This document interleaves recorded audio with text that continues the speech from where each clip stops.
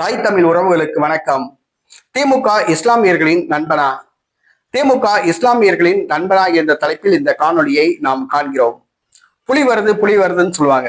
அதே மாதிரி ஏமாத்தின மாதிரி இன்னைக்கு தமிழ்நாட்டுக்குள்ள பாஜக வந்துரும் அப்படின்னு சொல்லியே மிரட்டி மிரட்டி இஸ்லாமியர்களுடைய வாக்குகளை பெற்று திமுக பதவியில் அமர்ந்து பதவி சுகம் அனுபவித்து வருகிறது.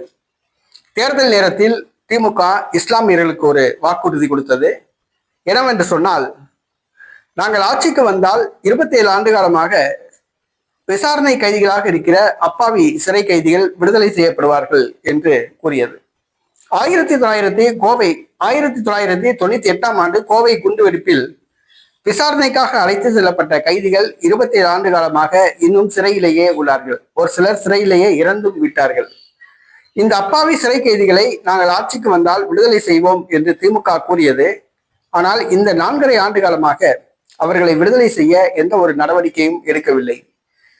அந்த அப்பாவி சிறை கைதிகள் ஜாமீன் கோரி நீதிமன்றத்தில் வழக்கு வரும்போதெல்லாம் இதே திமுக அரசு இவர்களை விடுதலை செய்யக்கூடாது, ஜாமீனில் விடக்கூடாது என்றுதான் வாதாடி வருகிறது. அப்பாவி சிறை கைதிகளை விடுதலை செய்வோம் என்று கூறிய திமுக அரசு நீதிமன்றத்தில் ஜாமீன் வழக்கு வரும் பொழுது தமிழக அரசு சார்பில் அவர்களை ஜாமீனில் வெளியிடக்கூடாது என்று வாதாடி அவர்களுக்கு ஜாமீன் கிடைக்காதவாறு பண்ணுகிறது. இது திமுக இஸ்லாமியர்களுக்கு செய்த மிகப்பெரிய துரோகம். இதை முதலில் புரிந்து கொள்ள வேண்டும். அடுத்ததாக, சிக்கந்தர் மலையில் திருப்பரங்குன்றத்தில் காலங்காலமாக ஆடு, கோழி இதெல்லாம் பலியிட்டார்கள். ஆனால் கடந்த 2024ஆம் ஆண்டு ஆடு, கோழி பலியிடுவதற்காக ஒருவர் செல்கிறார். அவர் தடுத்து நிறுத்தப்படுகிறார். அதே ஆண்டு நீதிமன்றம் ஆடு, கோழி பலியிடக்கூடாது சிக்கந்தர் மலையில் என்று தீர்ப்பு வழங்குகிறது. திமுக தான் ஆட்சியில் இருக்குது. இஸ்லாமியர்களின் நண்பன் என்று சொல்கிற இந்த திமுக இந்த திருப்பரங்குன்றம் மலை, சிக்கந்தர் மலையில ஆடு, கோழி பலியிடக்கூடாது, இஸ்லாமியர்கள் பலியிடக்கூடாது அப்படின்னு நீதிமன்றம் வழங்கிய தீர்ப்பை எதிர்த்து இதுவரைக்கும் திமுக இஸ்லாமியர்களுக்கு ஆதரவாக மேல்முறையீடு செய்யவில்லை. பேசாம பெட்டி பாம்பு மாதிரி அப்படியே பதுங்கிக்கிடுச்சு. நீதிமன்றம் என்ன சொல்லியிருக்கு? பலியிடக்கூடாது அப்படின்னு உயர் நீதிமன்றம் சொல்லியிருக்கு. அப்ப இஸ்லாமியர்களின் உண்மையான நண்பனாக திமுக இருந்தால் உச்ச நீதிமன்றத்தில் மேல்முறையீடு செய்திருக்கோம். ஆனா மேல்முறையீடு செய்யவே கிடையாது.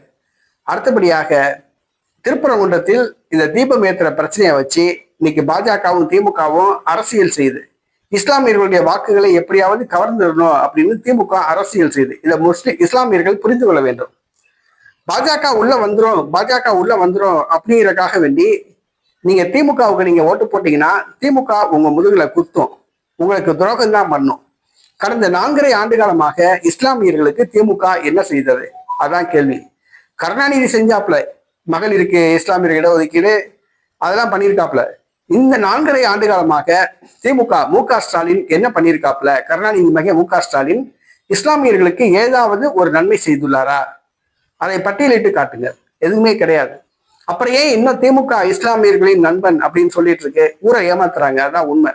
ஆக இஸ்லாமியர்கள் புரிந்து கொள்ள வேண்டும்.